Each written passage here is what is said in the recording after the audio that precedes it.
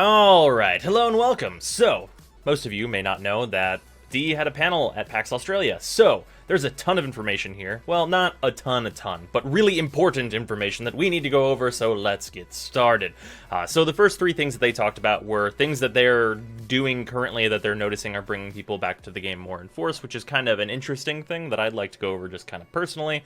Not really big news because some of these things are a bit obvious. So the three things are having the bonus weekends, like the double credits, double resources, double affinity, those types of things, which weekend events, yes, we like those, indeed. Please keep doing them. I very much enjoy them. Wish fulfillment, which is like the vacuum update, which is doing what players ask for, which, to me personally, I don't think it should come as much of a surprise that if you do what most of the community wants, more community will follow. But that it's good that their statistics show that doing those types of things benefit the game overall. So hopefully we continue to get those kinds of changes. And then beyond that is just like the War Within preparation campaign, which has been involving videos that you've almost certainly seen on kind of all the other channels, my channel included, for like the Warframe fan channels and stuff on Twitch with like getting ready to do the War Within, which we'll talk about a little bit more in a second. So they went into future updates and some kind of rearranging of things that we're getting. So the first thing is that we have two new Warframes that we now know about. There's the Musician Warframe, and sadly, the Musician Warframe is going to be second in line for Warframes that we're going to be getting very soon. With that, there's a good reason for it, and it's this thing. So this is the concept, and it actually goes and plays music. You can, in the archive, it's actually like doing some like note stuff. Basically, this is the way, roughly, that you're going to be making your music as the Musician Warframe. So you can see this like yellow line is like your preview thing, and it's got all of these different steps and like beats that you can put to it with like limited numbers and stuff, and it's actually really fucking cool. It's a lot more complicated than I even imagined it could be. I thought it was going to be like a little 3-beat thing that was going to be like a little jingle, but like this is actually really awesome. And I personally, can't wait to mess with this myself because I'm going to do some stuff with this. And second of all, I can't wait to see what other people do with this. This thing is fucking awesome. If it just makes it into the game like this, like what they showed, it'll be mind-blowing. That'll be the most customizable Warframe ever, and that is really fucking cool. Like even if the Musician Warframe came out and this system was there, even if they suck, I would probably use them. Even if they are terrible, because it's a really, really nice thing. But let's move on from my gushing about customizability of our characters and move on to the frame we know a lot about now. We know more about this frame now than we knew about the Musician Warframe previously, and that is the Infested Warframe. So, here he is. Saren's brother, I guess, as it were. This guy, and they discussed his powers, which we'll be going over. From what they said about his powers, I think this Warframe is going to be very good. Whether or not this is coming with the War Within, I'm not sure. I think it's going to be after, but they didn't specify exactly. So this guy is really fucking cool. So let's kind of go over what his powers are going to be based on what they said specifically on stage. So his one is going to be kind of a wave of infestation that will do more damage as it hits more enemies. So if the damage is like a scalable percentage-wise, like percentages of damage for enemies, based on like how many enemies you hit, it's going to be a really cool ability that scales, and I'm very excited for that. There's a lot of ways that an ability like that can be really, really cool, so I can't wait to see how that actually pans out, because I don't think they've ever had an effect like that in the game where it's more enemies equals more damage, as opposed to, well, unless you're counting AoEs, which really don't really fit into that description in my opinion. The second thing has to do with well, this is the first power. This is their little show off for the first power. But this in the top right corner over there, that is an infested tendril concept. So basically he's going to have like little grenade type deals that he can throw out that turn into those that will like crowd control on enemies, which is kind of cool, being able to set up like some infested traps and like kind of have a mini Hydroid for, a very directed, able to throw it exactly where you want Hydroid for, is actually pretty decent. And if the tentacles are really aggressive with picking up enemies, I can see that as a 2 being very, very good. His third and fourth abilities are where things get really, really interesting, though. So his third is to have a symbiotic link with a character. And I say a character because you can do both allies and enemies. And it was described as linking with an enemy, redirecting damage to them. Basically like Trinity's link, except for being much more specific, which is really cool. Him being able to probably tank that way is going to be really neat. But in a different way, him being able to link with an ally would buff both of them. So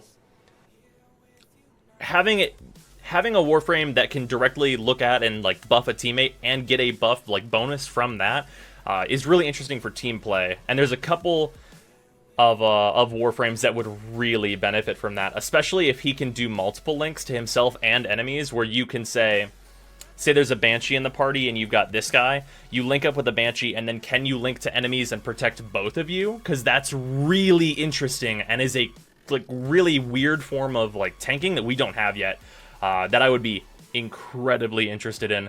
But yeah, really really interesting third ability, just kind of from me working out how you could utilize that in my head. And then his fourth seems kind of basic, but also just really useful.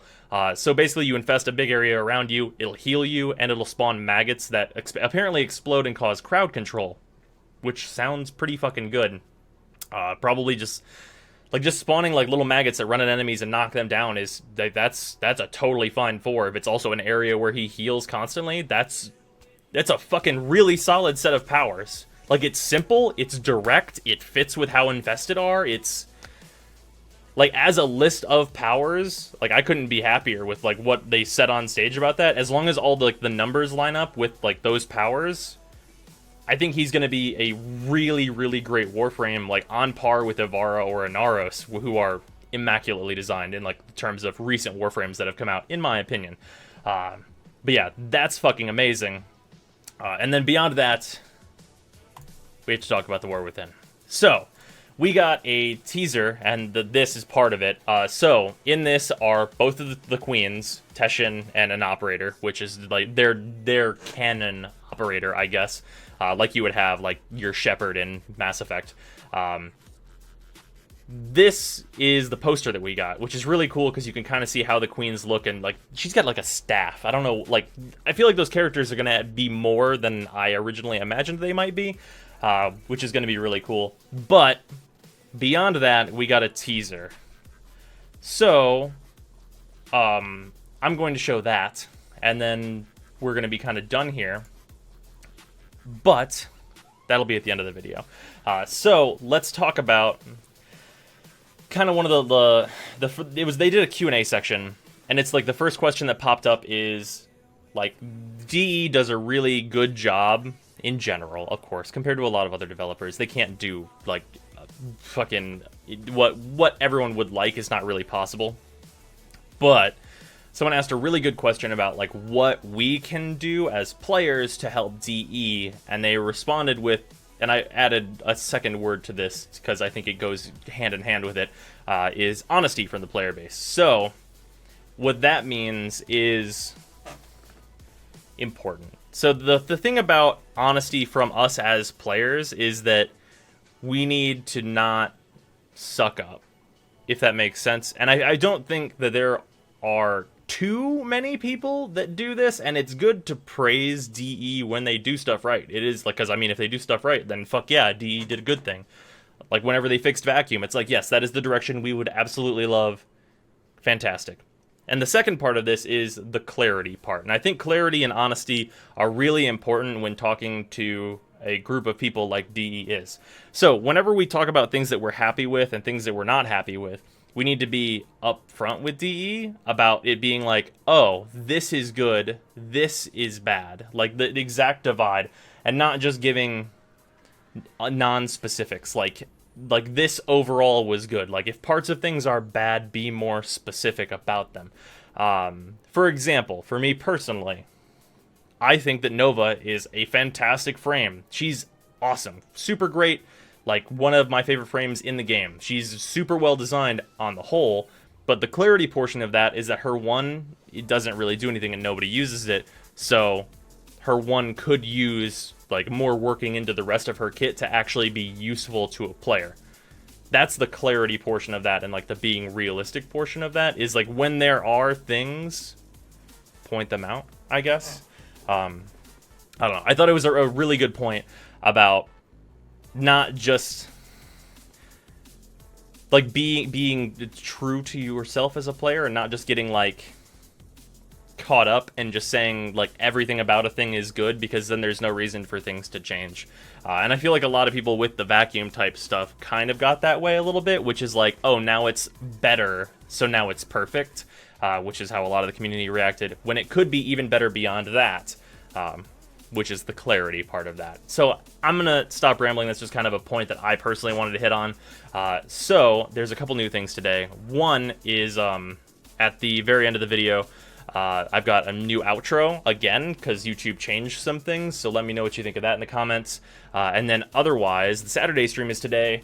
This should be going up like an hour before I go live, so come hang out, teaching raids and stuff, and I will hopefully see you there.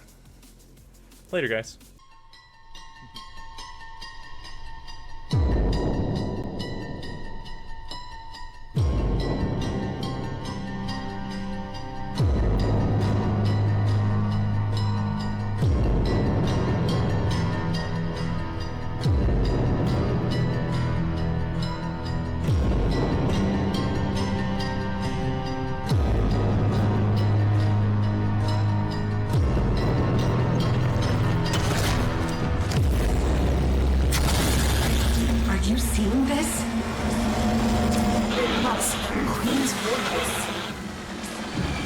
Are those Fomorian engines mounted on an asteroid?